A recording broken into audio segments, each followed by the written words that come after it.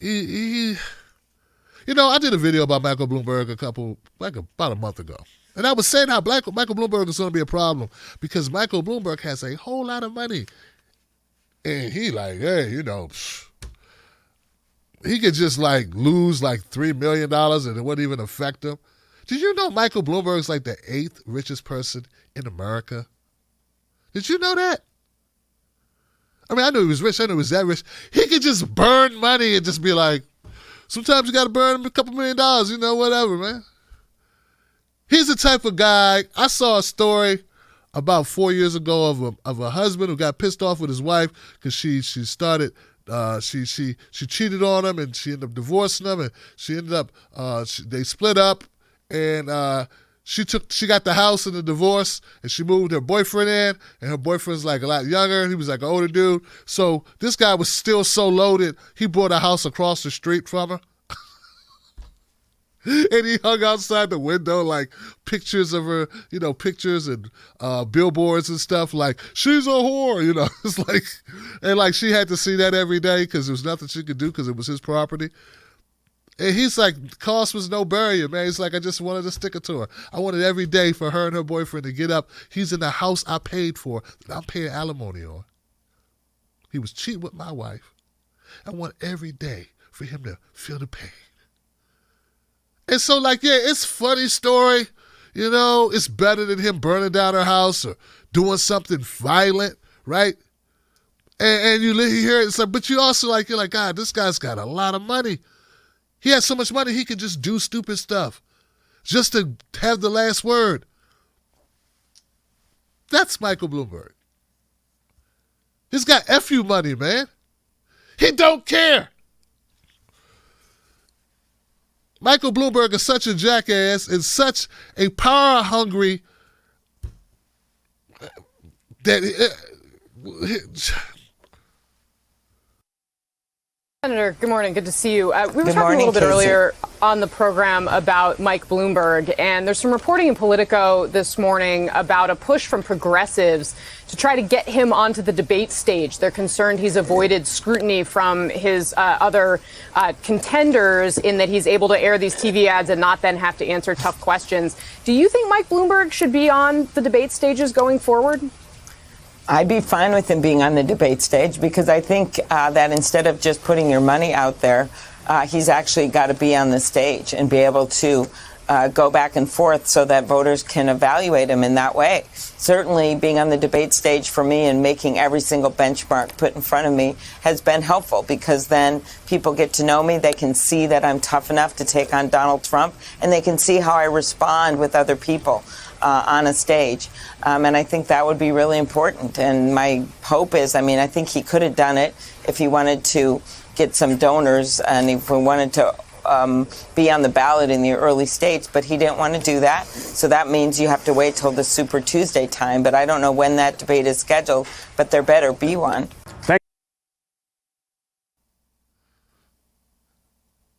I think that all this time when Michael Bloomberg was running, he was spending all his money up, and I was like, I don't understand it, and I just don't know what to do with it. People with stuff is happening, and somebody left the refrigerator open, and something crawled in the refrigerator, and I thought it was something scary because I don't like stuff in the refrigerator. So I took a couple of volumes and a couple of glasses of wine, and I said, I'm going to go on MSNBC show with Casey. I'm going to talk about it because doggone it, that's what I need to do. And in the Midwest, where we really fly over city, we're more than that. We're the real people who like I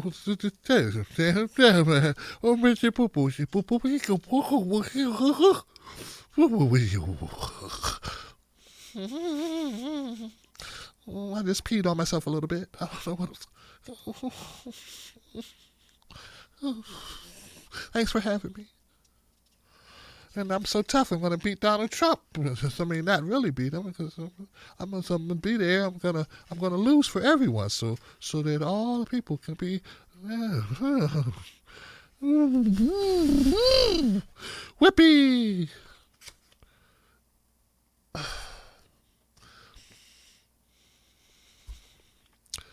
You really think she can beat Donald Trump? It's just a question. Don't get so offended. You watch that and you feel confident, right? You don't feel unease at all. Like, you don't question her sobriety or stability or toughness or maturity or something. Like, something's... Julian Castro was a neoliberal piece of... But at least I felt like he could talk. A little bit too slick, like a casino owner. All right, I'm a Cardo Montalban, Fantasy Island. I felt a little bit like that with him. And Corey, we know Corey's big pharma sellout. But, all right, so anyway, back to Michael Bloomberg. I'm sorry, guys. Stay on point, Tim. Stay on point. Michael Bloomberg, man, the guy has FU money. He ain't scared to spend it. Everything I said about Amy Klobuchar, I stand behind it. But she's right. He should have to freaking get on the stage like everybody else. He doesn't want to, though, Amy, because he's a rich bastard. He don't want to actually share air with you. You poor civil servants. You disgust him. You peasants, all of you. Bernie Sanders with his today's man suits and Joe Biden with his horrible, horrible, cheap Botox. He flew to Mexico to get this, he drives American cars and, oh, God. Michael Bloomberg's like, oh, God. Oh, come on. I don't want to be around Asians and a woman from Hawaii. Why would I do that? Oh, God. Midwest. No, I'm not interested. Well, when you want to show up and show people what you're about, no, I don't want to show up. Just so you have a little bit of facts to go with all this sarcasm. Elizabeth Warren was the main person calling him out, trying to get him on the ballot, trying to get him to be in the debates. In fact, Elizabeth approached the DNC and said, what'd she say? They said she's been lobbying the DNC for an unusual cause, including billionaire Mike Bloomberg in upcoming presidential primary debates. So she's been pushing to get Michael Bloomberg to have to stand on the stage and answer a question or two like, Mike, do you like people? Or do you cook them and eat them? These are just questions that regular people have about Michael Bloomberg because he seems like Hannibal Lecter. He seems like Hannibal Lecter without the jokes and the charisma. After spending hundreds of millions of dollars, Bloomberg has voted in the double digits in national polls and amassed a giant staff of A-level operatives. Michael Bloomberg's been just buying slaves. Yeah, buying economic slaves, just buying them. I heard he bought Bakari Sellers. Get in here. Give me the tall Negro. Give me the tall Negro over there whose hands look like cups. He looks like a sellout. He'll be perfect for my lair. Give me this other goofy-looking, whatever she is. Get her over here. Let me smack your cheeks. Yeah, good stock. Get in the back. This will be perfect. He's been stuck. I'm going to get in trouble one of these days. Somebody going to be outside my studio looking for my ass one day, boy. Come on outside, Tim Black. Come on. I'll be like, all right, come on. All right, I'm out here. What's up? What's up? What's up? What's up? Oh, I didn't know progressives could fight.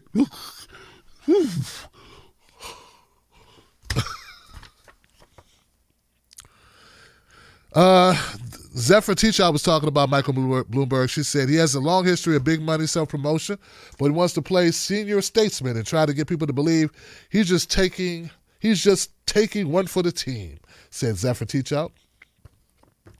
But he's spending hundreds of millions of dollars because he wants the most powerful job in the world, and he needs the full treatment. That's right, he does need the full treatment. Guys, I'm trying to tell you, Michael Bloomberg, he's Now, one thing he's doing is he's trying to blunt Donald Trump, and he's going to do that, right? Because he just bought 60 seconds worth of Super Bowl ads to counter Donald Trump's 60 seconds of Super Bowl ads. Do you know how much a 30-second ad cost?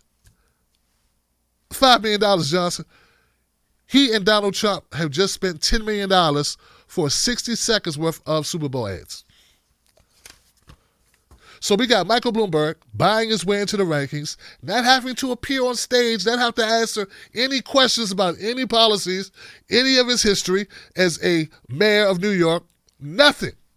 We have him running up the polls. Do you know that Michael Bloomberg, him buying up ad revenue, ad market value, that he ran up the cost of ads in key states? Like advertisers he was like, well, how much do you want for a 60-second commercial? And they were like, well, we want $20,000. He was like, I'll give you 132. 132? Yes, 132. I'll make it 150 if you, for now, I'll make all ads 150,000. That'll be great if you could do that. They were like, all right, cool. Shit. I mean, I love America, but I love money more, man. Come on, give me that money. You crazy Captain Crunch looking motherfucker. Give me that money. Well, I hate you too. Weird Latino, but here. Dirt person, mud person, get away from me.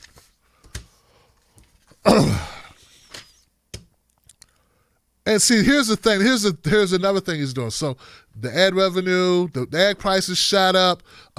Everybody raised their prices. He screwed up the whole marketing value, the value of actual advertising on every platform he's been on. The prices have gone up because he's been there just driving in U-Haul trucks, having people drive in U-Haul trucks full of cash and just dumping it, and making people quit their jobs and from all the money they made on selling to him, take vacations and shit.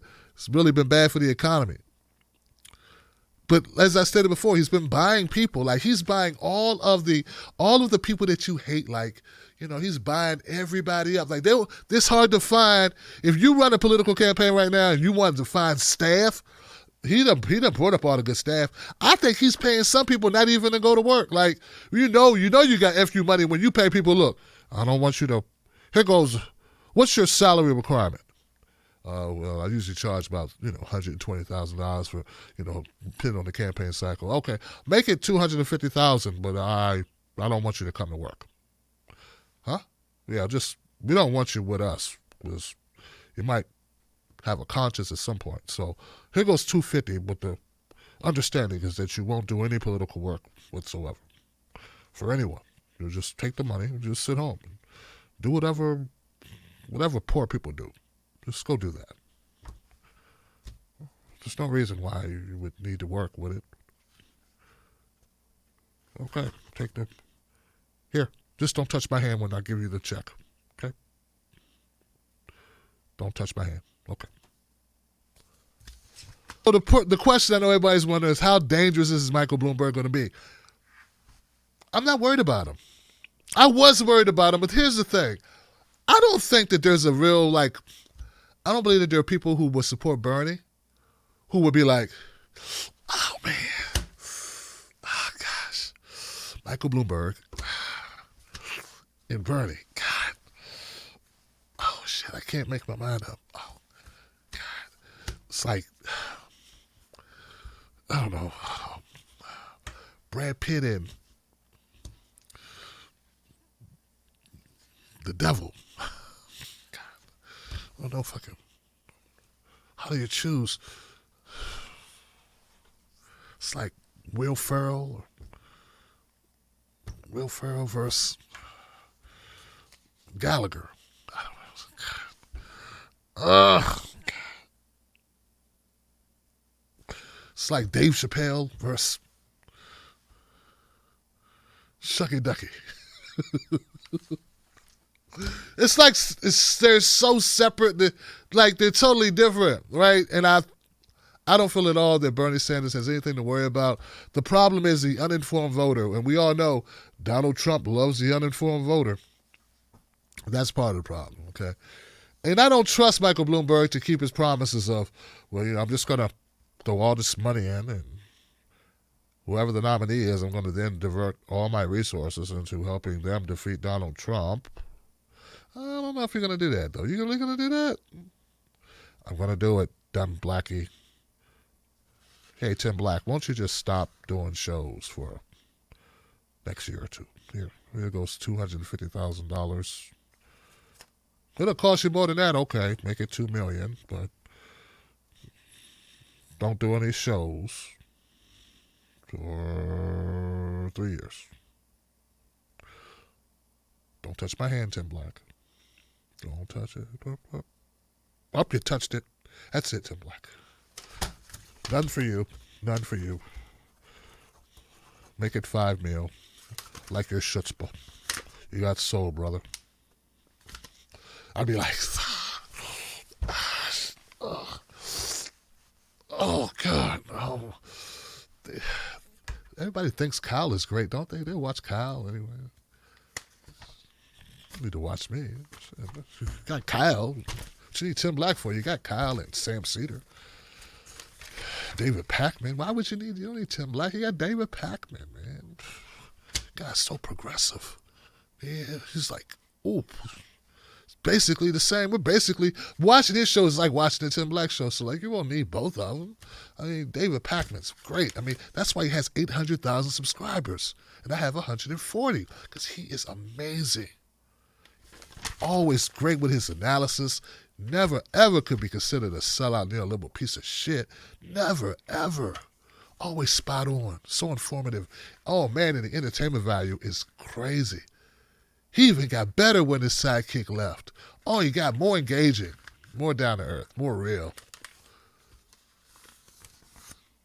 He's amazing.